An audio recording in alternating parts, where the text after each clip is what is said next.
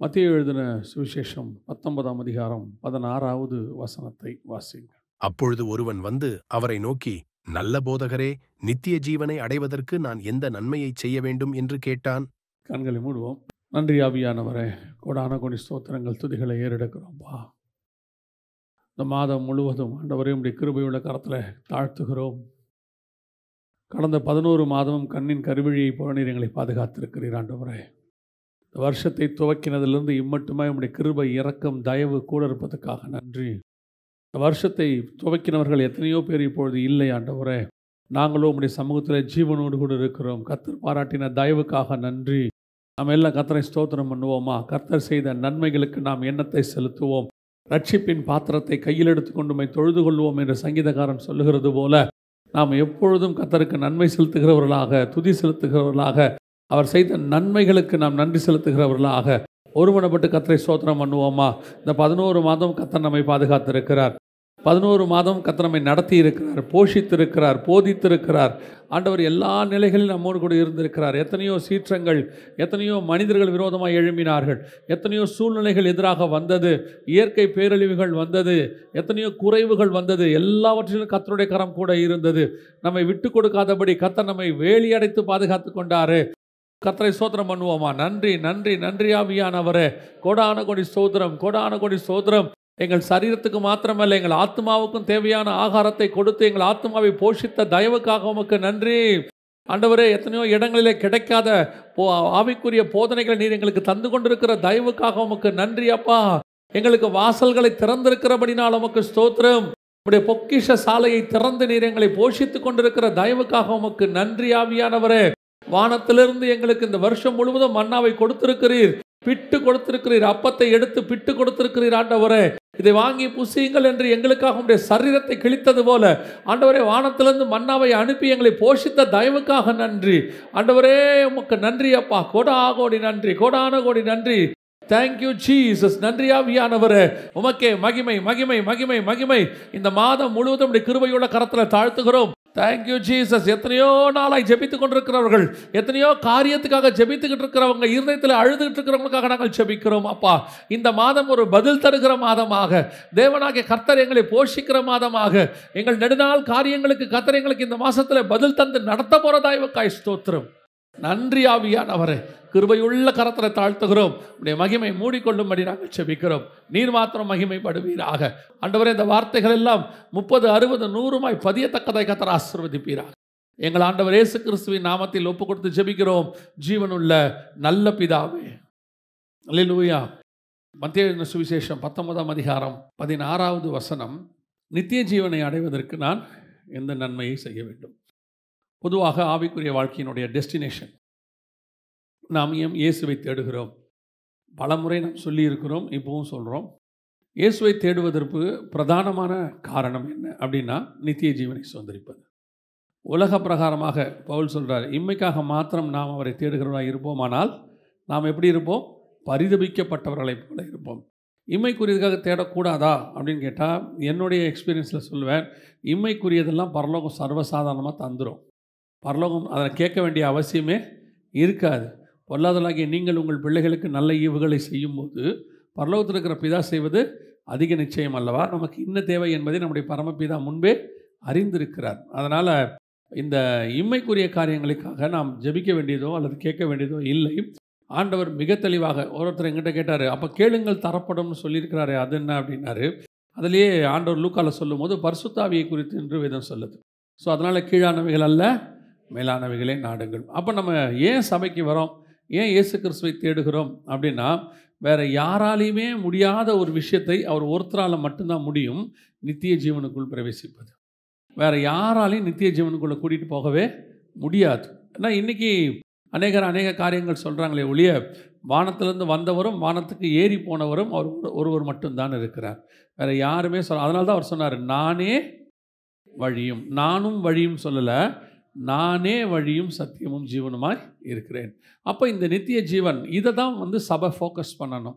மற்றதை ஃபோக்கஸ் பண்ண வேண்டிய அவசியம் இல்லையானா அது தானாக வந்துடும். அதை நம்ம அதுக்காக நம்ம காத்திருக்க வேண்டிய அவசியம்லாம் இல்லை.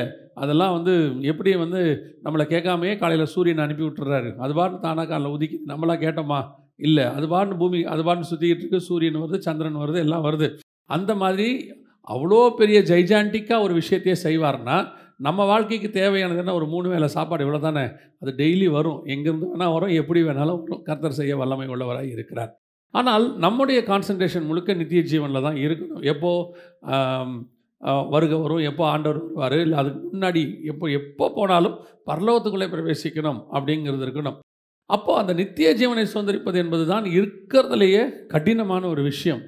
இது ஆண்டவர் சொல்லும் போது இதே காரியத்தை பின்னாடி பேதுரு கேட்கும்போது இது மனுஷனால் கூடாதது தான் அப்படிங்கிறார். அதே கீழே சொல்லும் போது இது மனுஷனால் கூடாதது தான் அப்படிங்கிறார். ஆனால் தேவனால் எல்லாம் கூடும் அப்படின்ட்டு. அப்போ நித்திய ஜீவனை பரலோகத்துக்கு போகிறது எட்டர்னல் அப்படிங்கிறதான விஷயத்தை சுதந்திரிப்பதற்கு நாம் என்ன செய்ய வேண்டும் அப்படிங்கிறதான் நாம் இன்றைக்கி பார்க்க போகிறோம்.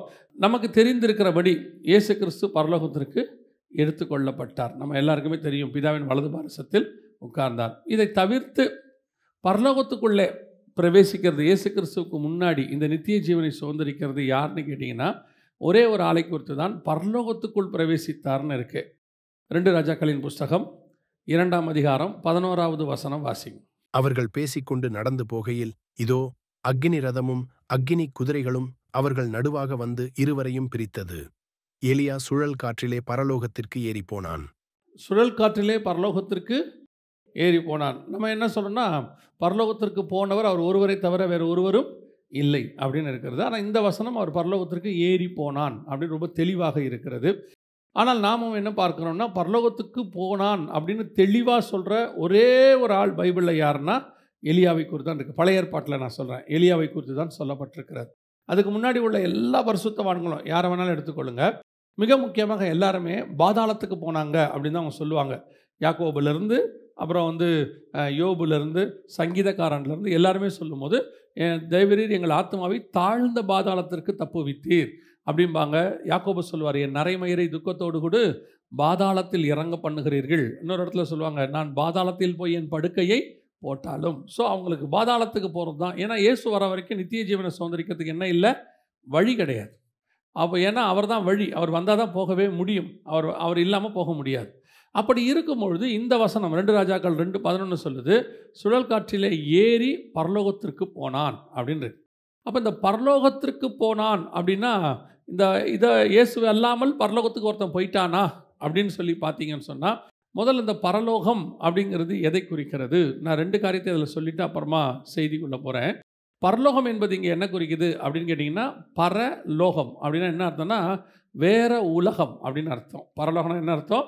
வேற உலகம். பரதேசி அப்படின்னா வேற ஊர்க்காரன் அப்படின்னு அர்த்தம். சுதேசி அப்படின்னா சொந்த ஊர்க்காரன் அப்படின்னு அர்த்தம். பரலோகத்திற்கு போனான்னா வேற லோகத்திற்கு போனான் இருக்கு.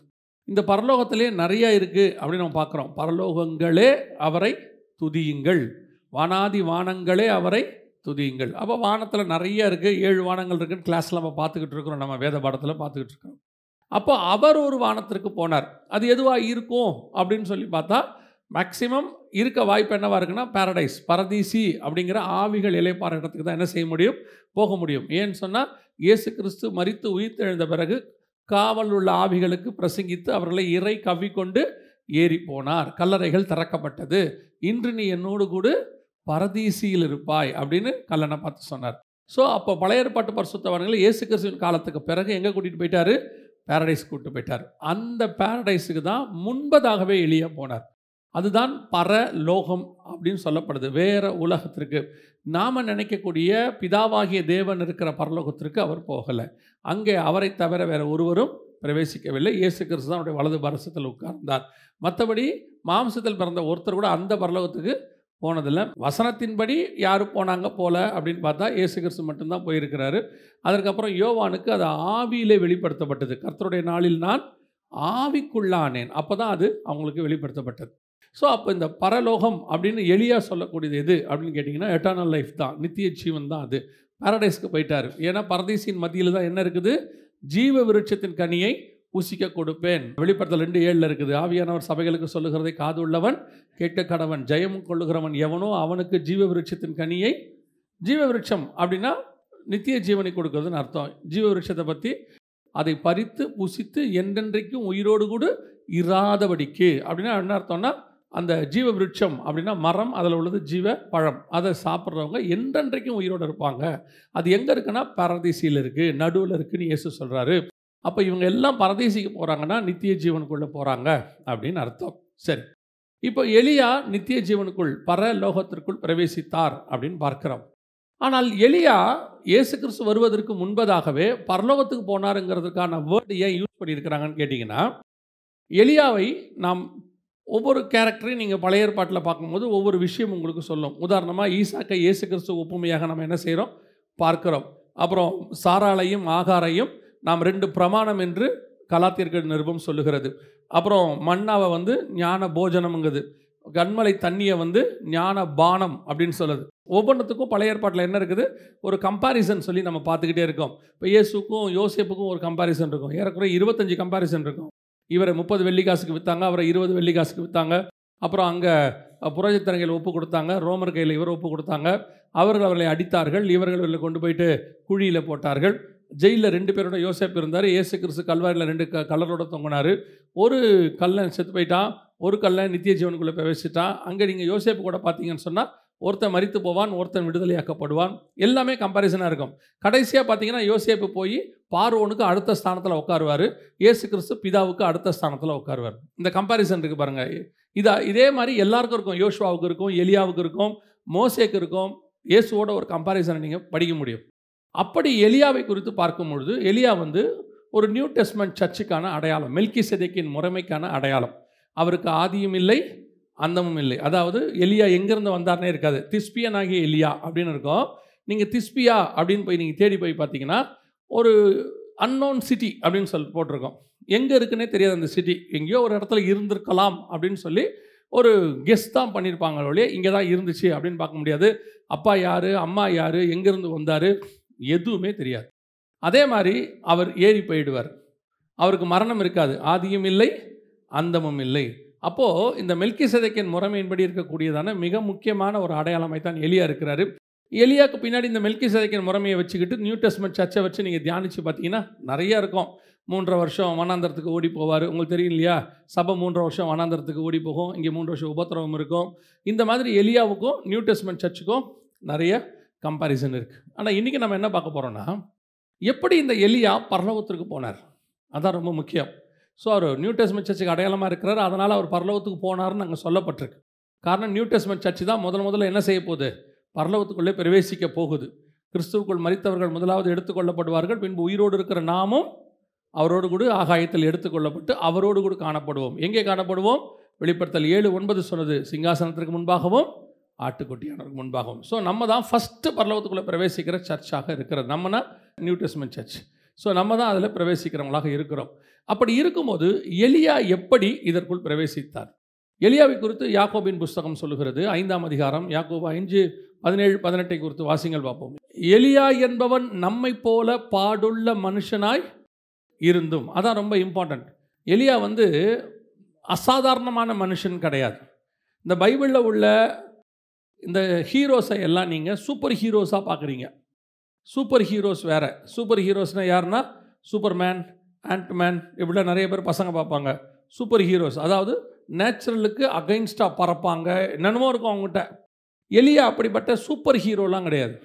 வசனம் தெளிவாக சொல்வது யாக்கோபு 5, எலியா என்பவன் நம்மை போல பாடுள்ள மனுஷனாய் இருந்தும், நான் சாதாரணமான ஒரு மனுஷன்.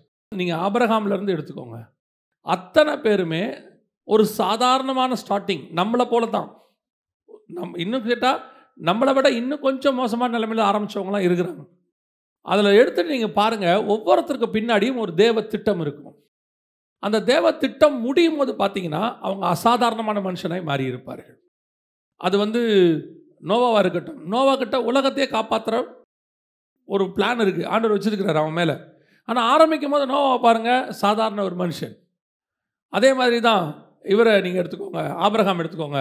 பாபிலோனில் எங்கேயோ ஒரு இடத்துல சாதாரணமாக இருந்த மனுஷன். ஆனால் அவர் மேலே தான் பரலோகத்திற்கு ஜனங்களை கூட்டிக்கிட்டு போகிற கிறிஸ்துவின் மேல் உள்ள பிரமாணம் இருக்குது. அவர்கிட்ட தான் இருக்குது அந்த திட்டத்தை. அவர் மேலே தான் ஆரம்பிக்கிறார் ஆண்டவர். ஈசாக்கா இருக்கட்டும், யாக்கோபு எங்கேயோ ஆடு மேய்ச்சிக்கிட்டு இருக்கிறார். ஆனால் யாக்கோபுக்கு கீழே தான் 12 கோத்திரம் வருது. இந்த 12 கோத்திரம் தான் புதிய எருசலேமுடைய 12 மதில் சுவராக இருக்குது. எங்கே எட்டர்னல் அவங்க மேலே எப்படி ஒரு எட்டர்னல் பிளான் இருக்குது பாருங்க. அப்போ இங்கே உட்காந்துருக்கிற நம்ம மேலேயுமே அப்படி ஒரு எட்டர்னல் பிளான் இருக்கும். ஆனால் நாம் யாருமே அந்த எட்டர்னல் பிளானையே புரிஞ்சிக்க மாட்டோம். நம்ம ஏதோ சாதாரணமாக வந்தோம், முடிச்சுட்டு சாதாரணமாக போகிறோம். அதுக்கு நடுவில் நல்ல ஒரு படித்தோம், சம்பாதிச்சோம், வாழ்ந்தோம், முடித்தோம். இந்த நமக்கு மேலே இருக்கிற இந்த எட்டர்னல் பிளான் என்னங்கிறத லைஃப் முடிகிற வரைக்குமே தெரிஞ்சுக்க மாட்டேங்கிறோம். ஆண்டவர் தெரியப்படுத்தினாலும் தெரிஞ்சுக்க மாட்டேங்கிறோம், வலுக்கட்டாயமாக கூப்பிட்டாலும் வர மாட்டேங்கிறோம். இந்த ஜென்ரேஷனில் நான் சொல்கிறேன், ஒரு 30 வருஷமாக சொல்கிறேன். நம்ம அந்த எட்டர்னல் பிளான்குள்ளேயே வராததுனால எதுக்கு ஆண்டவர் வச்சார்? நம்ம ஒவ்வொருத்தர்கிட்டையும் ஏதோ ஒன்று ஹெவன்லி பிளான். இப்போ அவர் சொல்கிறாரு, நாம் எல்லோரும் ஜீவ கற்களாக இருக்கிறோம் அப்படிங்கிறார் பேதுரு எழுதும்போது. அப்போ நாம் எல்லாம் ஜீவ கற்களாக இருக்கோன்னா ஒவ்வொருத்தரும் இந்த கட்டடத்தில் ஒரு கல்லாக இருக்கிறோம். அப்போ இந்த கல் இங்கே வந்து கட்டடமாக மாறணும்னா இதுக்கு முன்னாடி எங்கேயோ அது மண்ணாக இருந்திருக்கும். அதுக்கப்புறம் அதை மிதித்து சல்லடை பண்ணி சேதா மாற்றி அதை ஒரு டிசைன் பண்ணி அதை அப்புறம் சுட்டு அதை அப்புறம் ஒரு விலைக்கரையமாக ஒருத்தர் வாங்கி அது ஒரு வண்டியில் ஏற்றி ஒரு இடத்துலேருந்து இன்னொரு இடத்துக்கு ட்ராவல் பண்ணி இங்கே வந்து இங்கேயும் உடனே அது கட்டடமாக மாறிடுச்சானா இல்லை, இங்கே கொண்டு வந்து இந்த கட்டடத்துக்கு அது எவ்வளோ தேவையோ அவ்வளோ வச்சுருப்பாங்க. அந்த செங்கலை சில நேரத்தில் முழுசாக வைப்பாங்க, சில நேரத்தில் பாதியாக வைப்பாங்க, சில நேரத்தில் கால்வாசி வைப்பாங்க. ஆனால் நாம தான் அந்த பிளான். இந்த செங்கல் இங்கே வந்து நிற்கணுங்கிறது கர்த்தருடைய திட்டம். அதே மாதிரி தான் நீங்கள் அத்தனை பேருமே தேவனுடைய சபைக்குள் கொண்டு வரப்பட்டிருக்கிறீர்கள், தேவனுக்குள் கொண்டு வரப்பட்டிருக்கிறீர்கள். நம்ம அத்தனை பேருமே அப்படி ஒரு திட்டத்தோடு கொண்டு வரப்பட்டவங்க. இதில் என்ன பெரிய இஷ்யூன்னு கேட்டிங்கன்னா, நமக்கு அது தெரிய மாட்டேங்குது. பரலோகத்துக்கு தெரியுது, பிசாசுக்கு தெரியுது. மோசே பிறந்த உடனே ஒரு பெரிய கூட்டத்தை கொலை பண்ணுறான், பிசாசுக்கு தெரியுது. ஒருத்தன் பிறந்துட்டான், இவனை வச்சு ஏதோ ஒரு ரட்சிப்பு இருக்குது. இயேசு பிறந்த உடனே ஒரு பெரிய கூட்டம் கொலை செய்யப்படுது, பிசாசுக்கு தெரியுது. ஒவ்வொரு காலகட்டத்திலையும் நம்மை குறித்த விஷயம் பரலோகத்துக்கும் தெரியுது. ஆனால் நமக்கு மட்டும்தான் அது தெரிய மாட்டேங்குது. என்னை வச்சு கர்த்தர் ஒரு பெரிய பிளான் வச்சிருக்கிறாரு, என்னை கொண்டு மட்டும்தான் அதை செய்ய முடியும், நான் அப்படி பிரத்யேகமாய் படைக்கப்பட்டவன். நமக்கு அது தெரியணும். நம்ம என்ன நினச்சிக்கிறோம் தெரியுமா? 18 வயசில் 20 வயசில் 25 வயசில் இயேசுவை நான் ஏற்றுக்கிட்டேன், அதுக்கப்புறம் கொஞ்ச நாள் சர்ச்சுக்கெல்லாம் போனேன், அதுக்கப்புறமா கொஞ்ச நாள் இருந்துட்டு ஆண்டவர் எனக்கு கொடுத்தாரு ஏதோ ஒரு ஊழியம். இல்லை இல்லை, நம்ம ரிவர்ஸில் பார்க்குறோம். ஆசாரிப்பு கூடாரத்தில் போய் நின்னீங்கன்னா நம்ம வெளியே இருந்து ஆண்டவரை பார்ப்போம். பலிபீடம், பரிசுத்த ஸ்தலம், மகா பரிசுத்தலம். ஆனால் ஆண்டவர் உள்ளேருந்து வெளியே பார்ப்பார். மகா பரிசுத்தலம், பரிசுத்த ஸ்தலம், பலிபீடம், அப்படி தான் பார்ப்பார்.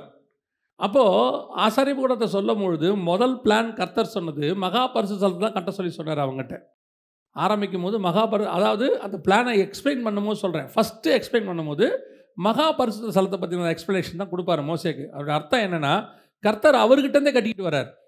அப்போ அதே மாதிரி தான் நம்மளை படைக்கும் போது நம்ம எப்படி பார்க்குறோன்னா, 18 வயசில் ரட்சிக்கப்பட்டேன், அதுக்கப்புறம் இயேசுவை ஏற்றுக்கிட்டேன், அதுக்கப்புறம் ஒரு நாள் எனக்கு ஆண்டவர் ஞானஸ்தானம் எடுத்தேன், அபிஷேகம் பெற்றேன், இப்படி யோசிக்கிறோம்.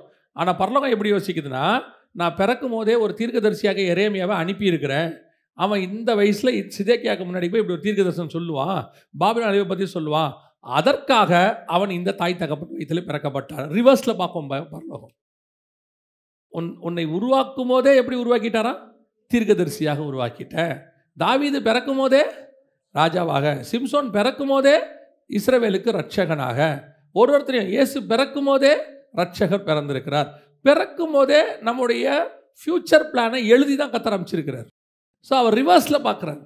அப்போ நம்ம மேலே இருக்கிற அந்த ஸ்பிரிச்சுவல் பிளான், ஹெவன்லி பிளான், எதற்காக நான் அழைக்கப்பட்டேன், எதற்காக, இன்னும் ஒருபடி மேலே போய் சொல்கிறேன், எதற்காக நான் வந்தேன், ஆண்டவருக்குள்ளேயே வந்தேன், எதுக்கு பிறந்தேன், இப்படி யோசிக்கணும். அப்போ தான் உங்கள் மேலே இருக்கிற ஹெவன்லி பிளான் புரியும்.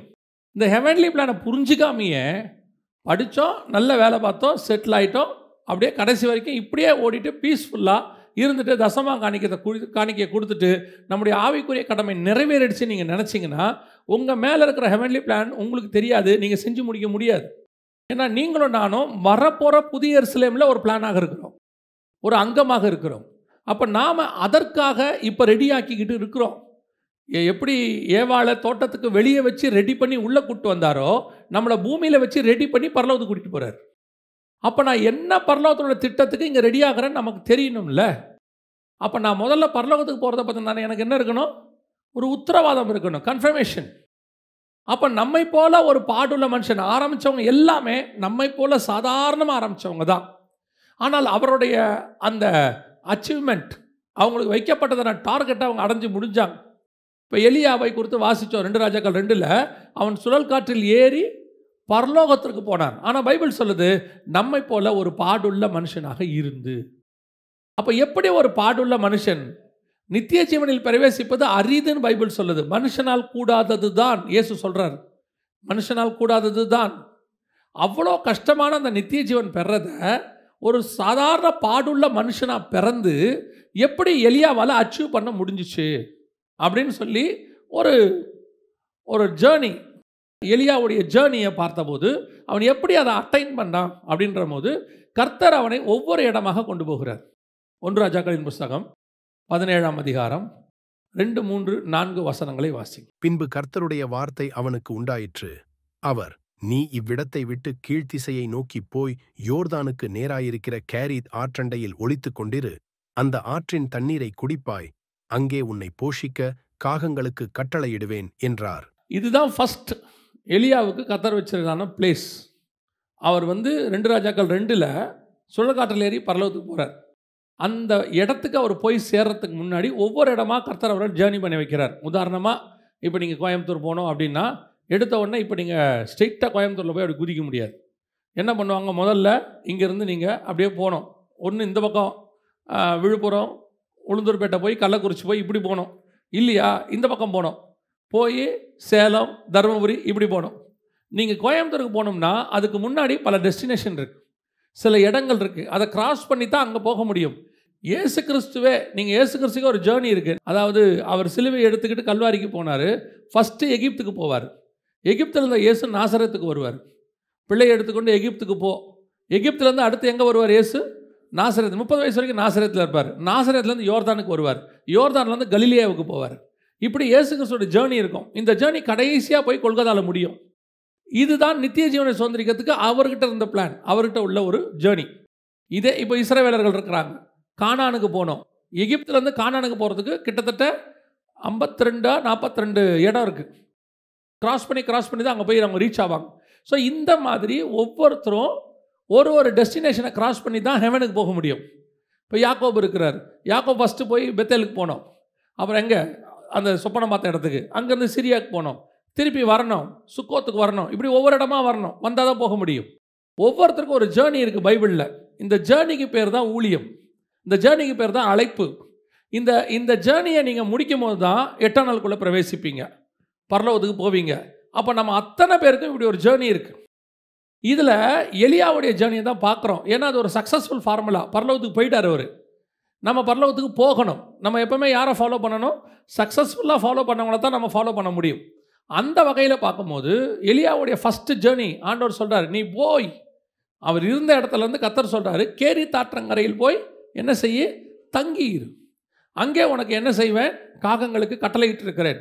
கேரீத் ஆற்றின் தண்ணீரை குடிப்பாய். இது ஒரு ஃபஸ்ட் டெஸ்டினேஷன். முதலாவது கர்த்தர் நம்மை கிறிஸ்துவுக்குள்ளே கொண்டு வரும்பொழுது முதல்ல கர்த்தர் நமக்கு என்ன செய்வார்னு பார்த்தீங்கன்னா, நம்முடைய அடிப்படை தேவை, பேசிக், நம்ம கேட்கக்கூடிய காரியங்கள் எல்லாத்தையும் கர்த்தர் கொடுக்குறார். அப்போ எலியா அன்னைக்கு என்ன சாப்பிட்டாருன்னு அங்கே இருக்குது. என்ன சாப்பிட்டாரு? அப்பமும். குதிரைக்கே புல் கிடைக்காத காலம். என்ன காலம்? குதிரைக்கே புல் கிடைக்காத காலம். அந்த காலத்தில் எலிஜா என்ன சாப்பிட்டாரு? அப்பமும் இறைச்சியும். பைபிளை கமெண்ட்ரி எழுதுறவங்க சொல்கிறாங்க, அது அந்த நேரத்தில் கிங்ஸ் ஃபுட்டுக்கு சமமாக. கிங்ஸ் ஃபுட்டுனா ராஜாவுடைய பந்தி எப்படி இருக்கும், விருந்து, அதுக்கு ஈக்குவலாக. ஏன்னா ஒரு ஆளுக்கு புல்லே கிடைக்கலன்னு சொல்லும்போது அந்த இடத்துல ஒருத்தனுக்கு காலையும் மாலையும் 2 வேளையும் நான் வெஜிடேரியனோட சாப்பாடு கிடைக்குதுன்னா, பிரெட்டும் நான்வெஜ்ஜும் கிடைக்குதுன்னா அது எதுக்கு ஈக்குவல்? கிங்ஸ் ஃபுட்டுக்கு ஈக்குவல். அப்படின்னா அந்த சூழ்நிலையில் கர்த்தர் எலியாவை போஷித்த விதம். உங்களை என்னையும் அழைச்சிக்கிட்டு வரும்போது கர்த்தர் என்ன செய்கிறாரு? ஃபஸ்ட்டு நல்ல கிங்ஸ் ஃபுட்டு தான் கொடுத்தாரு. நம்ம கேட்டதெல்லாம் கொடுத்தாரு.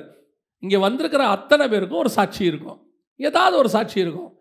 ஏதோ ஒரு விதத்தில் கர்த்தர் தொட்டு இருப்பார், ஏதோ ஒரு விதத்தில் கர்த்தர் உங்களுக்கு விடுதலையாக்கி இருப்பார், சுகமாக்கி இருப்பார், நீங்கள் கேட்டதை கொடுத்துருப்பார், ஆசீர்வதிச்சிருப்பார். உங்கள் ஒவ்வொருத்தருக்கு பின்னாடியும் ஒரு சாட்சி இருக்கும். அதான் பைபிள் சொல்லுது, வனாந்தரத்திலே நயங்காட்டி அவர்களை அழைத்தேன். அதோட அர்த்தம் என்னென்னா, ஆண்டவர் கூப்பிடும் போது நம்மளை அப்படி தான் கூட்டிகிட்டு வந்தார். கேட்டதை கூப்பிட்டு வந்தார்.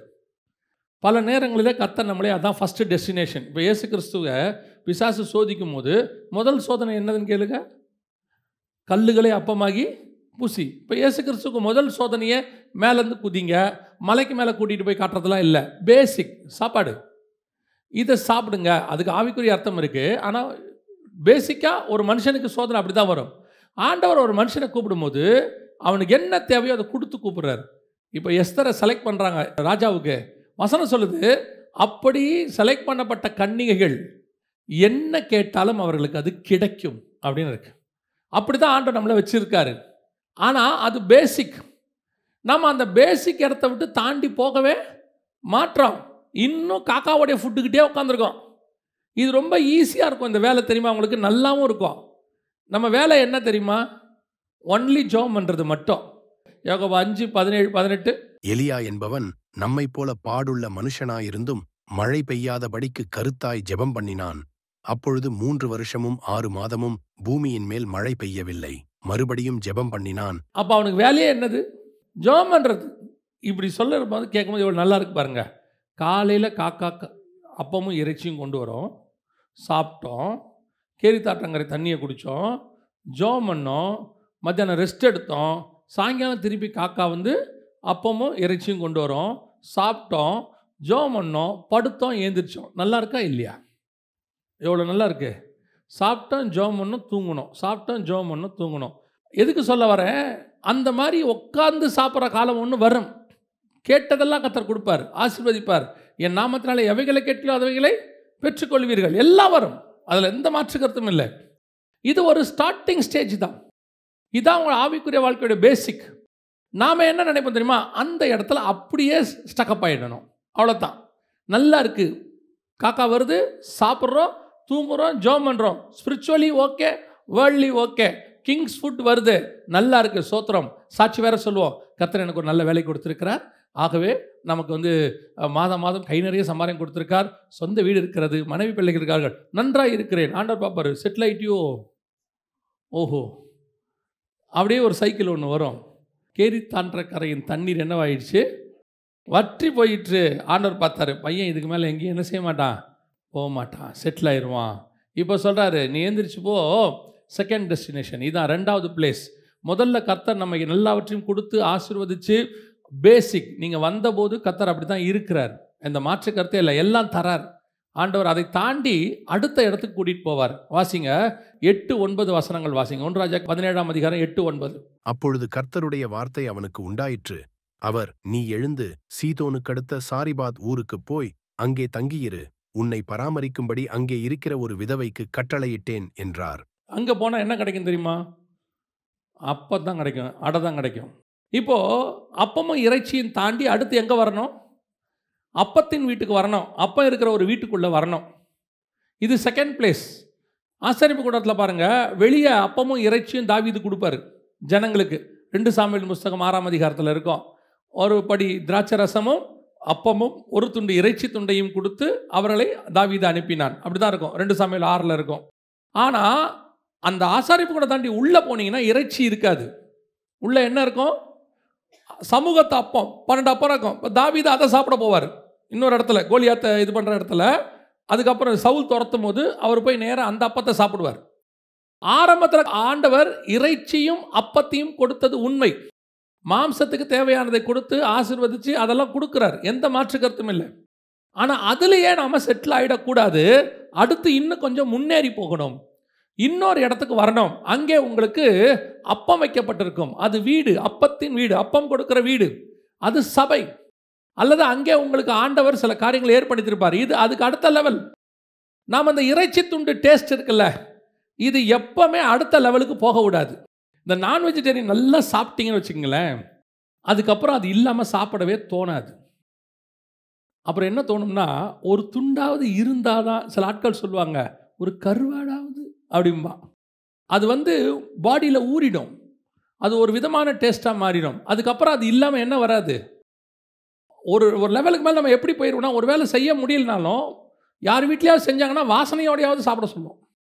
அதே மாதிரி தான் அதிகமாக உலகத்துக்குள்ளே இருந்து ஆசீர்வதிக்கப்பட்டுட்டிங்கன்னா அதை விட மேலான ஆவிக்குரிய வாழ்க்கைக்கு போகும்போது இது உங்களை பின்னோக்கி இழுக்கும். இது உங்களை போக விடாது. இந்த டேஸ்ட் இருக்குல்ல, உலகம் இருக்குல்ல, இது வேற. இது உங்களுக்குள்ள ஊறிடுச்சு பிறந்ததுலேருந்து. ஒரு பீரியடில் கர்த்தர் தான் இதை கொடுத்தார், ஒரு இடத்துல கர்த்தர் தான் அதை விடும்பார். இப்போ நித்திய ஜீவனை சுதந்திரத்துக்கு ஒருத்தன் வந்தான்ல, அவன் யாருன்னு கேட்டிங்கன்னா நியாயப்பிரமாணத்தின்படி குற்றம் சாட்ட முடியாதவன். மத்தேயு 19 இருக்கும். அவன் சொல்லுவான், நான் சிறு வயது முதல் கொண்டு இதையெல்லாம் கை கொள்ளுகிறேன் அப்படின்பா. அப்போது ரொம்ப பர்ஃபெக்ட், மிகுந்த ஆஸ்தி இருந்துச்சு அவனுக்கு. இந்த மிகுந்த ஆஸ்தி எதனால் வந்துச்சுன்னா அவன் ஒழுக்கமாக இருந்ததுனால வந்துச்சு, ஒழுங்காக வியாபாரம் பண்ணி. இப்போ அந்த ஆசீர்வாதத்தை கொடுத்தது யார் அவனுக்கு? அதே கர்த்தர் தான் சொல்கிறாரு, இவைகளை விட்டு விட்டு என்னை பின்தொடரு. Second stage. இந்த ஸ்டேஜ் தான் உங்களால் என்னாலே செய்ய முடியாத ஸ்டேஜ். கர்த்தர் உங்களுக்கு, நீங்கள் சொல்லுவீங்க, ஆண்டவர் தான் எனக்கு படிக்க வச்சாரு, ஆண்டவர் தான் ஞானத்தை கொடுத்தாரு, படிப்பறிவு இல்லாமல். ரைட். ஒரு இடத்துல அதையே கர்த்தர் விட சொன்னால் விட முடியுமா? எகிப்தின் கலைகளில் கொண்டு போய் எகிப்தில் பார்வோன் வீட்டில் விட்டது யார்? கர்த்தர். அங்கே தான் 40 வருஷம் வளர்ந்தார். ஒரு இடத்துக்கு வரும்போது எகிப்தின் கலைகளை இவர் மறக்கணும். கமாலியல் பாதத்தில் உட்காந்து பவுல் நியாயப்பிரமாணத்தின்படி குற்றம் சாட்ட முடியாதவன் தன்னை சொல்கிறாரு. ஒரு இடத்துல இதே நியாயப்பிரமாணத்தை அவர் விடணும். கொடுத்தது யாரு? கர்த்தர். 2 போட் நிறைய மீன் பேதுருக்கு கொடுத்தது யாரு? கர்த்தர். அதே கர்த்தர் சொல்றாரு, இவைகளை விட்டு விட்டு என்னை பின்பற்றி வா. கர்த்தர் கொடுக்கும்போது வாங்க தெரிஞ்ச நமக்கு அவர் சொல்லும் போது அதை விடவும் தெரியணும். இதுதான் அந்த இறைச்சியை தாண்டி அப்பத்தின் வீட்டுக்கு போறது, பலிபீடத்தை தாண்டி பரிசுத்த ஸ்தலத்துக்குள்ள போறது.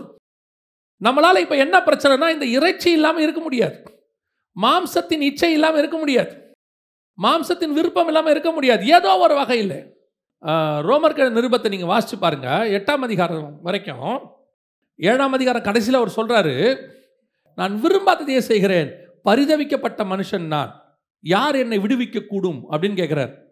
பாவத்தை பற்றி பேசுறார். ஆனால் 8ஆம் அதிகாரத்தில் பாருங்க, பாவத்துக்கும் ஆவிக்கும் சண்டைன்னு சொல்ல மாட்டாரு, மாம்சத்துக்கும் ஆவிக்கும் சண்டைம்பார். நம்ம பாவத்தை கான்சன்ட்ரேட் பண்ணிட்டு இருக்கிறோம், இதை செய்யக்கூடாது, அதை செய்யக்கூடாது, இந்த பாவத்தை செய்யக்கூடாதுன்னு. ஆண்டவர் சொல்றாரு, மாம்சத்தின் கிரியையவே செய்யக்கூடாது. மாம்சத்தின் கிரியை நம்ம பார்வைக்கு நிறைய விஷயம் பாவமே கிடையாது.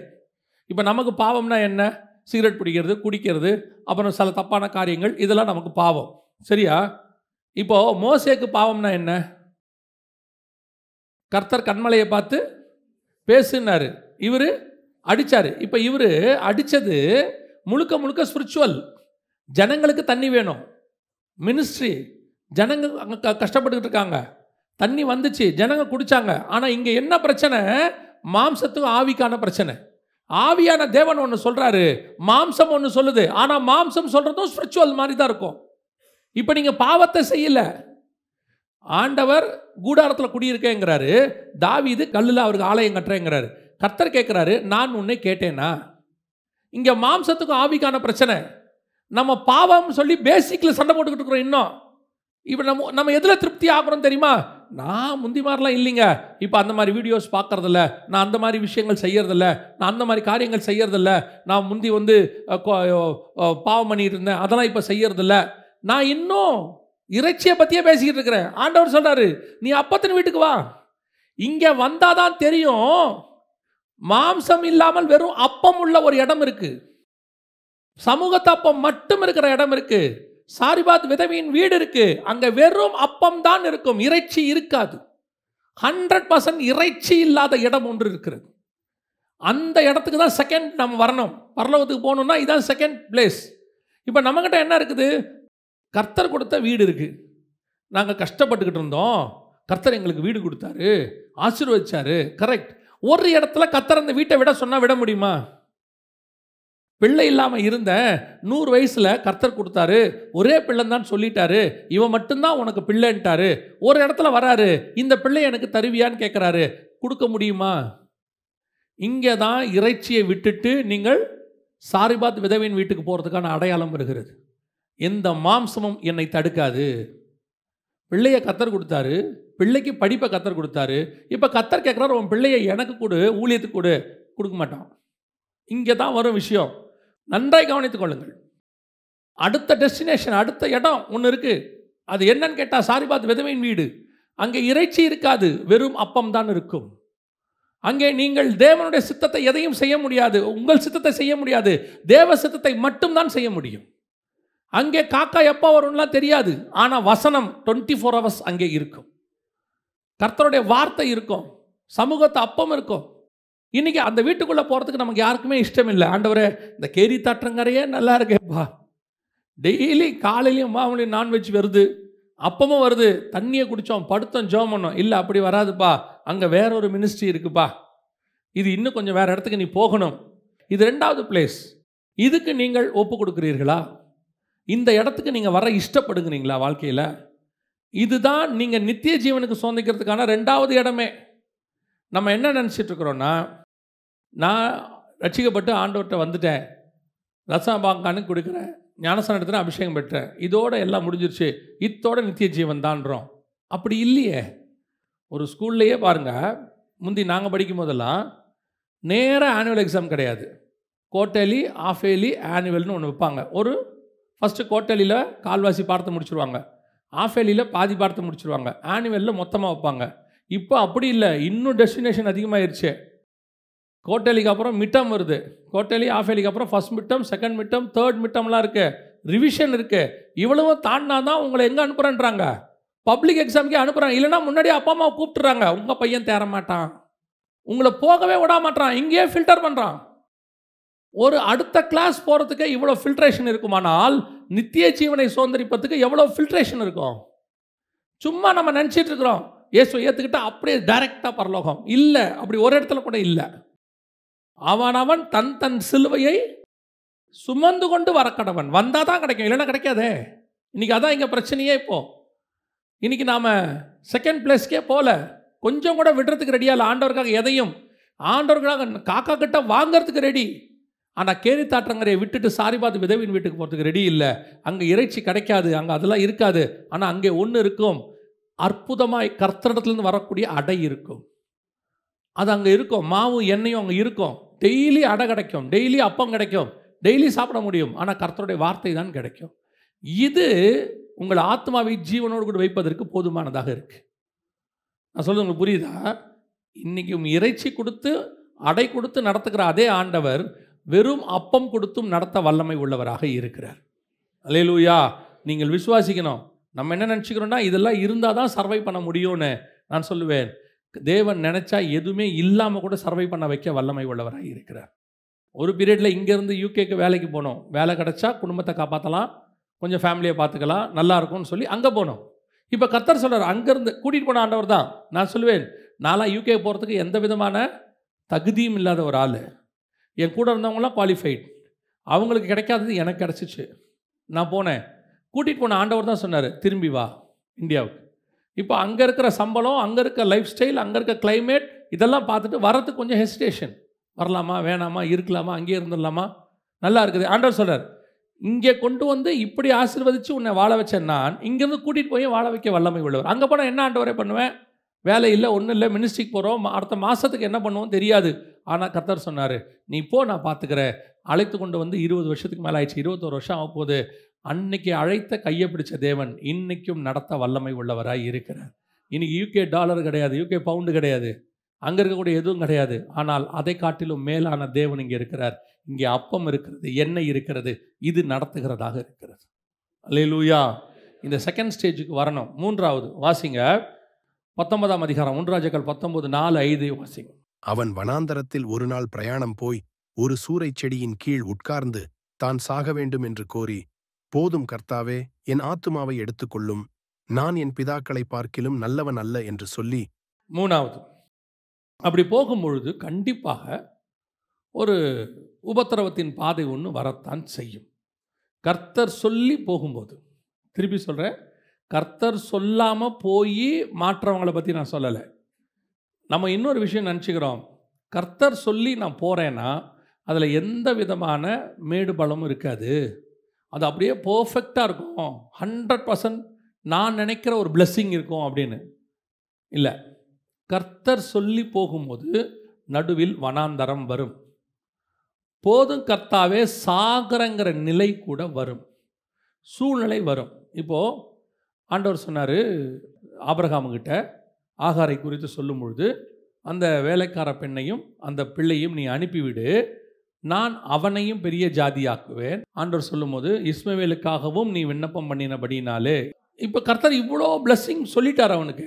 அவர் தான் சொன்னார், நீ அனுப்பிவிடு. அடுத்ததில் நீங்கள் சொல்லும் போது அந்த வேலைக்கார பையனை என்ன செஞ்சிரு, அனுப்பிவிடு. இப்போ ஆபிரகாம் அனுப்பிட்டார். ஒரு துருத்தியில் தண்ணியை வச்சு அப்பத்தை கொடுத்து என்ன செஞ்சிட்டாரு, அனுப்பிட்டார். ஆனால் சூழ்நிலை எங்கே வந்துச்சுன்னு கேட்டிங்கன்னா, திருப்பி போய் சூரச்செடிக்கு கீழே படுக்கிற இடத்துக்கு வந்துச்சு. அவள் தன் பிள்ளையை கொண்டு போய் வனாந்தரத்தில் ஒரு செடியின் கீழ் விட்டு, பிள்ளை சாகிறதை நான் பார்க்க மாட்டேன் என்று சொல்லி கர்த்தர் தான் அனுப்பினார். கர்த்தர் தான் ஆபிரகாம்கிட்ட சொன்னார். அவர் தான் சொன்னார், பிள்ளையை நான் பார்த்துக்கிறேன்னாரு. பெரிய ஜாதி ஆவான்னு சொன்னார். பிரபுக்கள் 12 பிரபுக்கள் வருவாங்கன்னு சொன்னார். எல்லாம் அவர் சொன்ன வாக்கு தத்தம் தான். ஆனால் நடுவில் என்ன வந்துச்சு, வனாந்தரம் வந்துச்சு, சாகிற நிலைமை வந்துச்சு. பிள்ளை சாகிறதை நான் ஏன் இந்த ரெண்டையும் உங்களுக்கு ஒன்றா சொல்கிறேன்னா, ஏறக்குறைய ரெண்டும் ஒரே இடம்தான். ஆகார் ஓடி போனது பெயர்சபா வனாந்தரம், இவன் ஓடி போனதும் பெயர்சபா வனாந்தரம். எலியா ஓடி போனது நீங்கள் பார்த்தீங்கன்னா பெயர்சபாவின் வனாந்தரத்துக்கு தான் அவர் ஓடி போவார். அவனுக்கு அது தெரிந்தபோது எழுந்து தன் பிராணனை காக்க யூதாவைச் சேர்ந்த பெயர்செபாவுக்கு புறப்பட்டு போய் தன் வேலைக்காரனை அங்கே நிறுத்திவிட்டான். இந்த பெயர்சபா வனாந்தரம் அங்கே அவன் பார்த்தீங்கன்னா அவனும் பெயர்சபா வனாந்தரத்தில் தான் இருப்பான். ஆகாருடைய பையன் இஸ்மவேலும், இவனும் ஒரு சூரச்செடி கீழே இருப்பான், அவனும் ஒரு செடி கீழே தான் இருப்பான். இங்கே ரெண்டும் ஏறக்குறைய ஒரே பிளேஸ் மாதிரி தான் இருக்கும். ரெண்டு பேருமே இவங்க கர்த்தர் சொல்லி போனவங்க தான். இவன் தேவ ஊழியக்காரன், அவனை கர்த்தர் அனுப்ப சொன்னார். உங்களை என்னையும் கர்த்தர் அனுப்புகிறார். கர்த்தர் தான் கூப்பிட்டுருக்கிறார். நடுவில் நிச்சயம் ஒரு வனாந்தரம் வரும், ஒரு சூறை செடி வரும். போதும் கர்த்தாவே, நான் சாகிறேங்கிற இடம் வரத்தான் செய்யும். ஆனால் ஒன்று மட்டும் நிச்சயம், அந்த வனாந்தரத்தில், அந்த சோதனையில், அந்த பிரச்சனையில் நீங்களும் நானும் சாக மாட்டோம். சுழல் காற்றில் ஏறி உயிரோடு கூட பரலோகத்துக்கு போவோம். அல்லேலூயா. இதுதான் கர்த்தர் வாக்கு பண்ணுறது. பிரச்சனை வராமல் இருக்கவே இருக்காது. நல்லா தான் போயிட்டுருக்கோம். நம்ம தான் சாட்சி சொல்லிகிட்டே இருப்போம், ரொம்ப நல்லா ஆண்டவர் ஆசீர்வதிக்கிறாரு. திடீர்னு பார்த்தீங்கன்னா எல்லாமே தலைகீழ மாறுற மாதிரி ஒன்று நடக்கும். ஏன் அப்படி நடக்குது? யோசேப்புக்கு சொல்லியாச்சு சொப்பனத்தை. யோசேப்பு சொப்பனத்தை கேட்டு சும்மா இருந்தால் கூட பரவாயில்ல, அவர் விசுவாசிக்கிறார். அப்பா கிட்ட போய் சொல்கிறாரு. மறுநாள் தன்னுடைய சகோதரரை பார்க்க போகிறாரு. சூழ்நிலை தலைகீழ மாறிடுச்சு. 11 பேர் மட்டும் அடிச்சு விட்டான், குழியில் தூக்கி போட்டான், இஸ்மவேலர்கிட்ட வித்துட்டான், எகிப்துக்கு கொண்டு போயாச்சு. எல்லாம் தலைகீழ மாறிடுச்சு. என்னைக்கு? வாக்குத்தத்தம் கிடைச்ச மறுநாள். இதுதான் பல நேரங்களிலே இந்த வனாந்தரம் வரத்தான் செய்யும். இயேசு கிறிஸ்துக்கு புறா வடிவில் ஆவியானவர் இறங்கிட்டார். மத்தேயு 4 இருக்கு. இறங்கிட்டார். இறங்கின உடனே ஆவியானவர் அவரை வனாந்தரத்துக்கு கொண்டு போனார். வனாந்தரத்துக்கு கொண்டு போய் என்ன செய்கிறாரு? மார்க் 1 சொல்லுது, அவர் காட்டு மிருகங்களோடு கூட சஞ்சரித்து கொண்டிருந்தார். இவர் வந்தது உலகத்தின் பாவத்தை சுமந்து தீர்க்கிற இவர் தான் தேவாட்டுக்குட்டின்னு சொல்லியாச்சு. பரிசுத்த ஆவியானவர் உறுதிப்படுத்திட்டார். இருக்கிறதே 3.5 வருஷம். இந்த 3.5 வருஷத்துக்குள்ள உலகத்தினுடைய மொத்த பாவத்தையும் சுமந்து தீர்க்கணும். ஆனால் 40 நாள் அதுக்கு நடுவில் வனாந்தரத்தில் இருந்து தான் ஆகணும். அங்கே சில காட்டு மிருகங்களோடு கர்த்தர் வாழத்தான் வைப்பார். இது சூழ்நிலை. 2ஆம் அதிகாரம் தானியேல் புஸ்தகத்தை வாசிச்சு பாருங்க. முடியும் போது வசனம் சொல்லும், தானியேலை வென்றால் ராஜாவினுடைய கொலு மண்டபத்தில் வைத்தான்னு இருக்கும். எல்லாம் நல்லா போயிட்டுருக்கு, நல்லா போயிட்டுருக்கு. பாபிலோனில் நேபுகாத்நேச்சார் இருக்கிற வரைக்கும் சூப்பராக இருக்கு. தானியேல் நினச்சிருப்பாரு, ஓகே ரைட், சாகிற வரைக்கும் பிரச்சனை இல்லைப்பா, ஒரு ப்ராப்ளம் இல்லை. திடீர்னு ஒரு ராஜா வர்றாரு, தூக்கி சிங்கக்கம்பியில் போட்டான். தலைகீழ மாறிடுச்சு. இன்னைக்கு இருக்கிறது கிங்ஸ் கேட்டில், இன்னொரு நாள் சிங்கக்கம்பி. ஏன் இப்படி ஒரு தலைகீழ வருது? நடக்கும், வாழ்க்கையில் வரும். இதுதான் உங்களை என்னையும் உருவாக்குகிற இடம். வனாந்தரம் தான் ஒருத்தனை உருவாக்கும். ஆசீர்வாதம் ஒருத்தனுக்கு சந்தோஷம் கொடுக்கும். வனாந்தரம் ஒருத்தனை உருவாக்கும். நீங்கள் யோசித்து நல்லா பாருங்க. பல நேரங்களில் உபத்திரவங்களில் வந்த அனுபவம் இருக்குல்ல, அது லைஃபுக்கும் பாடமாக இருக்கும். நமக்கு உபத்திரவத்தில் வந்த அனுபவம், அந்த உபத்திரவ காலத்தில் கொஞ்சம் பேர் நம்ம கூட இருக்கிறான்ல, அவன் தான் நம்ம கூட இருக்கிறதுலே உண்மையான ஆள். ஆசீர்வாதத்தில் இருக்கிறவன்ட உபத்திரவத்தில் கூட இருக்கணும். பல நேரத்தில் நம்ம அந்த உபத்திரவத்தை வேணான்னு நினைக்கிறோம். உபத்திரவம் வேண்டாம், ஆனால் வருவது நல்லது. நான் உபத்திரவப்பட்டது நல்லது, உமது பிரமாணங்களை கற்றுக்கொண்டேன். யோசிச்சு பாருங்க, உபத்திரவப்படாத ஒரு ஆள் பைபிளில் யார் இருக்கா? உபத்திரவப்படாத ஒரு ஆள் யார் இருக்கா? நல்லா இருக்கிற ஆபிரகாமுக்கே உபத்திரவம் வந்துருச்சு. அவரே பார்த்து ஆண்டவரே சொல்கிறாரு, நீ பயப்படாதே, நான் உனக்கு கேடகமும் மகா பெரிய பலனுமாய் இருக்கிறேன். அவருக்கே பயம் வந்துருச்சு. ஈசாக்குக்கு சாவடிச்சிருவாங்கன்ற பயம் வந்துருச்சு. தன் மனைவி நிமித்தம் தன்னை என்ன செஞ்சிருவாங்க, கொன்று போடுவார்கள்னு சொல்லி அவனுக்கு பயம் வந்துருச்சு. 26:7 இருக்குது. அதுக்கப்புறம் அவனுக்கு பயம் வந்துருச்சு. அடுத்து யாக்கோபு வாழ்நாள் ஃபுல்லாக பயம். யோசேப்பு அவன் நிலைமை அப்படி. உபத்திரவப்படாதவர்கள் யார்? அந்த சூரை செடி உங்களை உருவாக்கும், அந்த வனாந்திரம் உருவாக்கும். 40 வருஷம் இஸ்ரவேலர்கள் வனாந்திரத்தில் நடந்தாங்க. அவர்களுடைய செருப்பு தேவையே இல்லையாமா, வஸ்திரம் பழுதாகவே இல்லையாமா. ஒரு நாள் வந்தது, பாலும் தேனும் ஓடுகிற தேசத்துக்கு கர்த்தர் கொண்டு போனார். கர்த்தர் நினச்சிருந்தாருன்னா ரொம்ப ஈஸியாக அவங்கள கானானுக்குள்ளே கொண்டு போயிருக்க முடியும். ஆனால் நடுவில் கொஞ்சம் ஆண்டவர் வனாந்தரத்தை அனுமதிக்கிறார். உங்கள் வாழ்க்கையில் பிரச்சனைகள், போராட்டங்கள், சோதனைகள் எந்த அளவுக்கு வரும் தெரியுமா? சாகிற நிலைமைக்கு வரும். போதும் கர்த்தாவே, நான் சாகிறேன், பிள்ளை சாகிறதை நான் பார்க்க மாட்டேன். தானியேலை கேட்பார், ராஜா உன் தேவனாய் கர்த்தர் உன்னை காக்க வல்லவராய் இருந்தாரோ? சாத்ராக் மேஷாக் ஆபேத்நேகு நெருப்பில் தூக்கி சாகிற நிலைமை. ஈசாக்கு கத்தியை ஓங்கியாச்சு, சாகிற நிலைமை. யாக்கோபு லாபான் துரத்திட்டு வரான், சாகிற நிலைமை. சாகிற நிலைமை எல்லாருக்கும் வரத்தான் செய்யும். ஆனால் நீங்களும் நானும் சாக மாட்டோம். அதுதான் அதில் இருக்கிறதுலே மிகப்பெரிய விஷயம். கர்த்தர் அதான் நமக்கு வாக்கு பண்ணியிருக்கிறார். எனக்கு ஆண்டவர் சொன்னார் தான். இஸ்மவேல் யாருன்னு கேட்டிங்கன்னா ஒரு துஷ்ட மனுஷன். துஷ்ட மனுஷன் பைபிள் சொல்லுது 16ஆம் அதிகாரத்தில் அவன் ஒரு துஷ்ட மனுஷனாக இருப்பான் அப்படின்னு இருக்கு. அந்த துஷ்ட மனுஷனே வனாந்தரத்தில் சாகிறத கர்த்தர் விரும்பாமல் நீரூற்ற உண்டு பண்ணி கொடுப்பாரானால், நீங்களும் நானும் இயேசுவின் இரத்தத்தால் கழுவப்பட்ட நீதிமான்கள், அவருடைய பிள்ளைகளாக இருக்கிறோம். நீங்களும் நானும் சாகிறதை ஒரு நாளும் கர்த்தர் விரும்ப மாட்டார். நிச்சயம் கர்த்தர் உங்களை என்னையும் கொண்டு வருவார். கர்த்தர் எப்படியோ நடத்துவார். அதுதான் சொல்கிறேன், வனாந்திரம் எல்லாருக்கும் இருக்கு. யாருக்கு இல்லை வனாந்திரம்? எல்லாருக்கும் இருக்கு. ஆனால் ஒரு நாளும் வனாந்திரம் நம்மை கொன்று போடாது. சூரச்செடியை நாம் கடந்து போக வேண்டிய சிச்சுவேஷன் வரும். போதும் கர்த்தாவேன்னு சொல்கிற இடம் ஒன்று வரும். அதோடு படுக்கக்கூடாது, எழுந்திரிச்சு ஓடணும். கர்த்தர் சொல்வார், எழுந்து நட, நீ பண்ண வேண்டிய தூரம் அதிகம். அல்லேலூயா. அடுத்து வாசிங்க 19ஆம் அதிகாரம் 8-9 வாசி. அப்பொழுது அவன் எழுந்திருந்து புசித்து குடித்து அந்த போஜனத்தின் பலத்தினால் 40 நாள் இரவு பகல் ஓரேப் என்னும் தேவனுடைய பர்வதம் மட்டும் நடந்து போனான். அங்கே அவன் ஒரு கெபிக்குள் போய் தங்கினான்.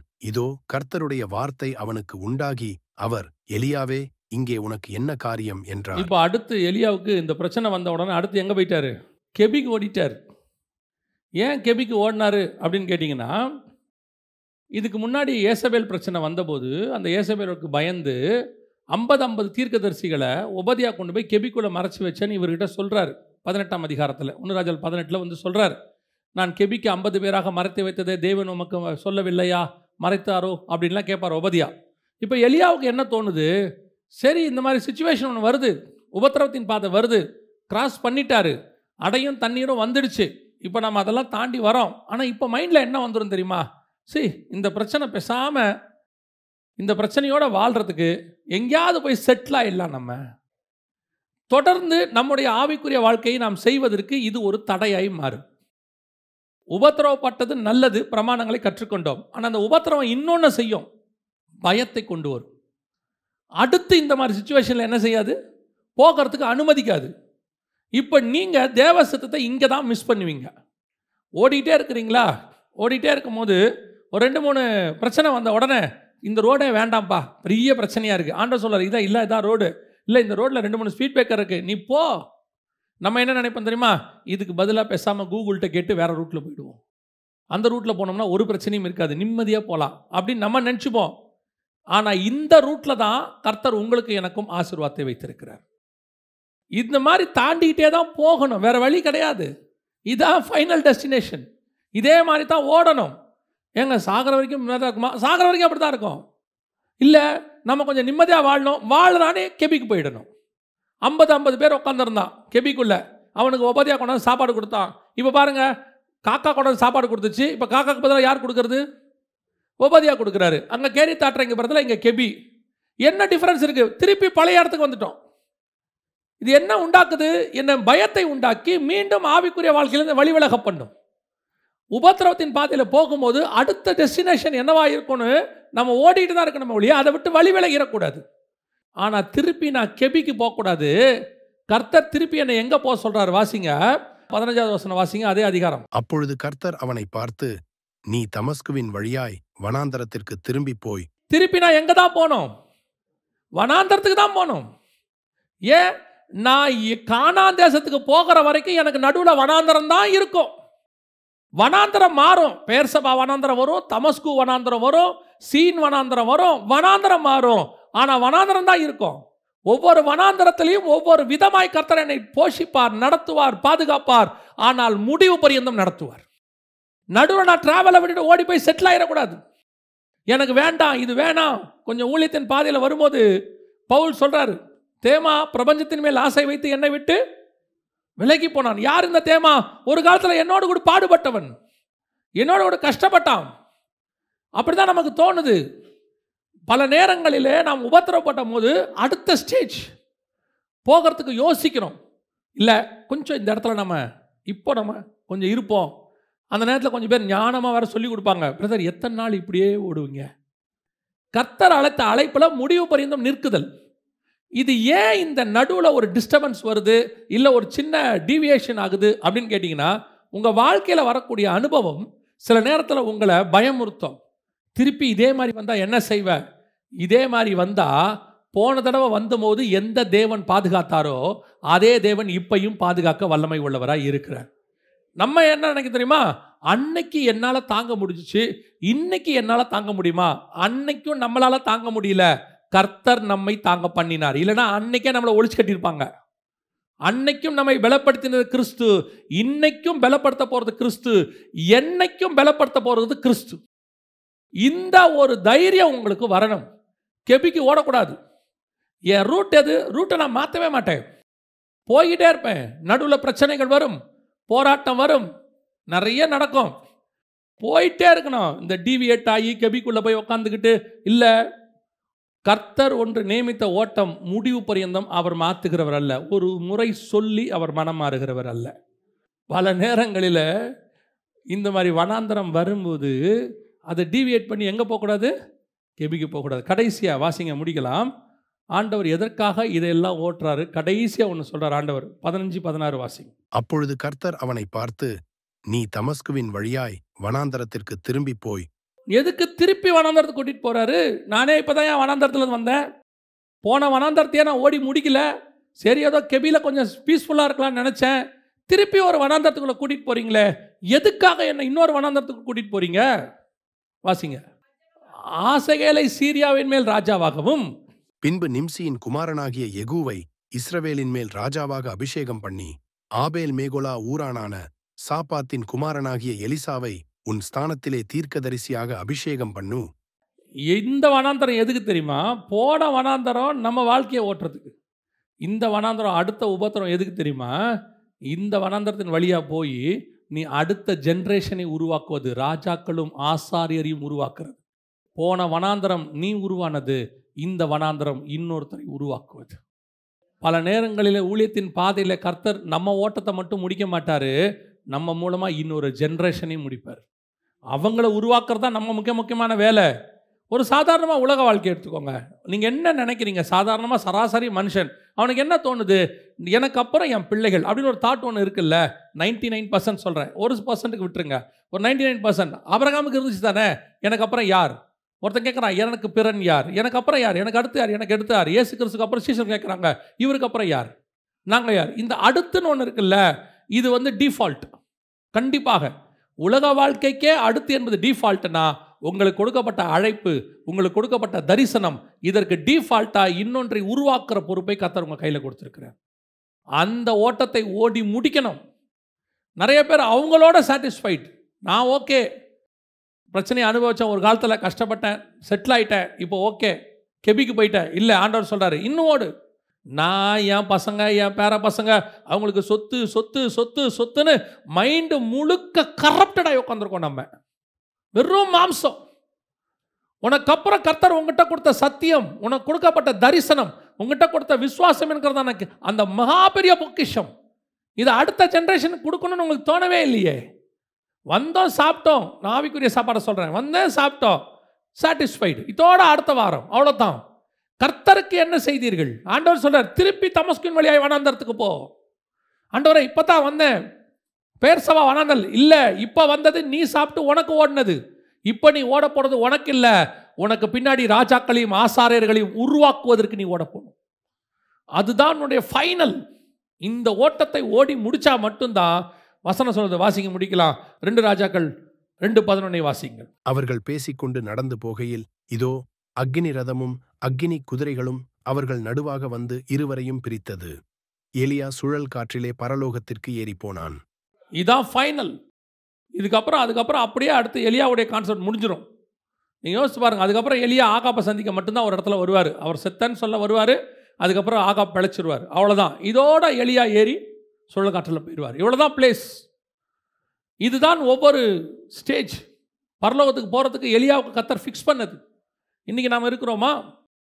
இன்றைக்கி ஒன்று கேரித்தாற்றங்கரையில் உட்காந்துட்டு ஏந்திரிக்க மாட்டோம், அல்லது சாரிபாத் விதவையின் வீட்டுக்கு போயிட்டா அதோடு அவ்வளோதான். அங்கிருந்து கர்த்தர் சொல்கிறார், புறப்பட்டு வா, நடுவில் வனாந்திரம் வருது, சூரச்செடி வருது, சில உபத்திரம் வருது, அதுதான் உன்னை உருவாக்கும். அந்த உபத்திரவத்தை தாண்டி ஓடுங்க. ஓடும் போது கெபிக்கு ஓடிடாதீங்க. செட்டில் ஆகணும்னு நினைக்காதீங்க. போதுன்ற இடத்துக்கு வராதிங்க. திருப்தி ஆகாதீங்க. ஆவிக்குரிய காரியத்தில் திருப்தி ஆகவே கூடாது. உலக பிரகாரமான காரியத்தில் திருப்தி வந்துடணும். போதும் என்ற மனதனுடைய தெய்வ பக்தியே அது எதுக்கு? உலக பிரகாரமான காரணத்துக்கு. ஆனால் கர்த்தருடைய காரியத்துக்கு என்ன வரக்கூடாது? திருப்தி வரவே கூடாது. கர்த்தரே போய் இளைப்பாரி கொண்டுருன்னு சொல்கிற வரைக்கும் ஓடிக்கிட்டே இருக்கணும். ஓடி எங்கே போகணும் தெரியுமா? அடுத்த ஜென்ரேஷனை உருவாக்குறவங்களாக போகணும். ராஜாக்களும் ஆசாரியர்களையும் உருவாக்குறவங்களாக போகணும். அப்படி ஓடி சுழல் காற்றில் ஏறி ஒரு நாள் வரும், எக்காலம் துணிக்கும், நாம் மேகங்கள் மேல் எடுத்துக்கொள்ளப்பட்டு ஆகாயத்தில் அவரோடு கூட காணப்பட போகிறோம். அல்லேலூயா. இத்தனை டெஸ்டினேஷனை கிராஸ் பண்ணணும் பரலோகத்துக்கு போகிறதுக்கு. இன்றைக்கி நாம் என்ன நினச்சிட்டு இருக்கிறோம்? சர்ச்சுக்கு வந்தோம், போனோம், வேலை முடிஞ்சு. சர்ச்சுக்கு வந்து போகிறவங்க எல்லாம் பரலோகத்துக்கு வருவாங்கன்னு பைபிள் சொல்லாது. இங்கே வந்தவங்களில் எத்தனை பேர் அதுக்கு ஆயத்தப்பட்டாங்களோ அவங்க தான் பரலோகத்துக்கு வருவாங்க. அல்லேலூயா. நாம் ஜெபிக்க போகிறோம். எழுந்திருக்கலாமா நம்ம தெய்வ சமூகத்தில்? உங்களை ஆராய்ந்து பாருங்கள். ஒருவேளை இன்னும் கேரித்தாற்றங்கரையிலேயே நல்ல இறைச்சி சாப்பாடு ஆண்டவர் ஆசீர்வச்சிருக்கிறாரு, ஆண்டவர் இப்படியே வாழ்க்கை போயிட்டா நல்லாயிருக்கும், இதுக்கு தான் கர்த்தர் கூப்பிட்டாரா? இன்ஜினியர் இல்லைன்னு ஒரு இன்ஜினியராக உங்களை கூப்பிட்டாரா? உலகத்தில் டாக்டர் இல்லைன்னு ஒரு டாக்டராக கூப்பிட்டாரா? இல்லை உலகத்தில் பணக்காரங்க இல்லைன்னு உங்களை பணக்காராக்கிறதுக்காக கர்த்தர் கூப்பிட்டாரா? ஆனால் அவர் தரிசனத்தை செய்ய ஆள் இல்லை, என் காரியமாக யார் போவார்னு கேட்டு கர்த்தர் உங்களை கூப்பிட்டுருக்கிறார். அதுக்கு தான் கர்த்தர் கூப்பிட்டுருக்கிறார். அவர் தெளிவாக சொல்கிறார், ஆண்டவர் அறுப்பு மிகுதி ஆட்களோ குறைவு, அறுப்புக்கு ஆட்களை அனுப்பும்படி பிதாவின் இடத்துல வேண்டிக் கொள்ளுங்களா. அவர் வேலைக்கு ஆள் இல்லை. இப்போ நான் அடுத்த லெவல் ஆவிக்குரிய வாழ்க்கைக்கு போகணும், இன்னும் நான் மேலே போய் அப்பத்தை புசிக்கணும், என்னைக்குள்ள அபிஷேகத்துக்குள்ள வரணும், கர்த்தருடைய வார்த்தையை நான் இன்னும் தியானிக்கணும், அடுத்த இடத்துக்கு போகணும். அதை தாண்டி உங்களுக்கு ஒரு ஓட்டத்தை கர்த்தர் வச்சிருக்கிறார். அந்த பிரயாணத்தில் நீ வனாந்தரத்தில் ஒருவேளை இப்போ இருக்கலாம், சூரச்செடிக்கு கீழே இருக்கலாம், போதும் கர்த்தாவேங்கிற இடத்துல இருக்கலாம். ஆனால் ஆண்டவர் சொல்கிறார், தொடர்ந்து ஓடு, விட்டுறாத, போதும்னு சொல்லிடாத, டோன்ட் கிவ் அப். ஏன் தெரியுமா? நீ உருவாக்க வேண்டியவங்க நிறைய பேர் இன்னும் இருக்கிறாங்க. உங்கள் மூலமா கர்த்தர் ரெடி பண்ண வேண்டியது நிறைய பேர் இருக்காங்க. நீங்கள் உங்களுக்காக மட்டும் பூமிக்கு வந்தவங்க இல்லை, உங்களுக்கு அப்புறம் ஒரு தலைமுறையை உருவாக்குறதுக்காக வந்தவங்க. ஆவிக்குரிய தலைமுறை. கர்த்தர் உங்களுக்கு சொல்லிக் கொடுக்குற காரியம்லாம் எதுக்காக? இவ்வளோ வேத வசனம், அபிஷேகம், விசுவாசம், பாடுகள், இதுக்கு நடுவில் நீங்கள் பிரமாணத்தை கற்றுக்கொள்கிறீங்க, இதெல்லாம் எதுக்காக? உங்களோட மடிஞ்சு போகிறதுக்கா? இல்லவே இல்லை. உங்களுக்கு அப்புறம் ராஜாக்களையும் ஆசாரியர்களையும் உங்கள் மூலமாய் கர்த்தர் உருவாக்க விரும்புகிறார். நீங்கள் கடந்து வந்த பாதையை நினச்சி கவலைப்படாதீங்க. நீங்கள் உபத்திரவப்பட்டது அதுக்காக தான். நீ பட்ட பாடு இருக்குல்ல, இதே மாதிரி பாடுகளோட வரப்போகிறவங்களுக்கு நீங்கள் சொல்ல போகிற சாட்சியத்து. அவங்க கேட்பாங்க, என் கஷ்டம் உங்களுக்கு தெரியாது அப்படின்னு சொல்லும் போது நீங்கள் தைரியமாக சொல்லுவீங்க, இதை காட்டிலும் மேலான கஷ்டத்தை நான் கடந்து வந்திருக்கிறேன், இதை விட பெரிய போராட்டத்தை நான் போராடி இருக்கிறேன். யாரும் வந்து தானியேல்கிட்ட சொல்ல முடியாது, வழியில் சிங்கம் வந்துச்சு, சிங்கத்தை பார்த்து நான் தைரியமாக நின்னேன். தானியேல் சொல்லுவான், நான் ஒரு நாள் ராத்திரி முழுவதும் சிங்கத்தோடு கூட வாழ்ந்தேன். யாரும் பவுலுகிட்ட வந்து சொல்ல முடியாது, என்னை 3 அடி சவுக்கில் அடிச்சாங்க. அவன் சொல்லுவான், நான் 1 குறைய 40 பலமுறை வாங்கியிருக்கிறேன். நம்ம பட்ட பாடுகள் அநேகருக்கு சாட்சி, அநேகருடைய விசுவாசத்துக்கு ஏதுவா மாறும். அதுக்கு தான் கர்த்தர் கூப்பிட்டுருக்கிறார். உங்களை நடத்தி கொண்டு வந்தது அதுக்கு தான். உங்களை கர்த்தர் அநேகருக்கு முன்மாதிரியாக மாட்ட போறார். அநேகர் உங்களை பார்த்து விசுவாசத்தில் பலப்பட போறாங்க. இப்படித்தான் நான் வாழணும்னு அவங்க நினைக்க போறாங்க. ஒப்பு கொடுப்போமா அப்படி ஒரு வாழ்க்கைக்கு? தேவ சமூகத்தில் கரங்களை உயர்த்தி ஆண்டவருக்கு நேராக, சர்வ வல்லமை உள்ள எங்கள் தகப்பனே, இந்த அருமையான நேரத்திற்காக உமக்கு ஸ்தோத்திரம். கிருபை உள்ள கரத்தில் எங்களை தாழ்த்துகிறோம். இதோ எங்கள் பிரயாணம் ஆரம்பித்திருக்கிறது ஆண்டவரே. நாங்கள் முடித்து விட்டு மேகத்தின் மேல் ஏறி உம்மை சந்திக்க கர்த்தர் எங்களுக்கு கிருபை பாராட்டுங்க. நடுவில் தமஸ்கு வனாந்திரமோ அல்லது பெயர்சபா வனாந்திரமோ எதுவும் எங்களை கொன்று போடாதபடி கர்த்தர் பாதுகாத்துக்கொள்ளும். வழி நடத்துங்கப்பா, ஆசீர்வதியும். இயேசு கிறிஸ்துவின் நாமத்தில் பிதாவே.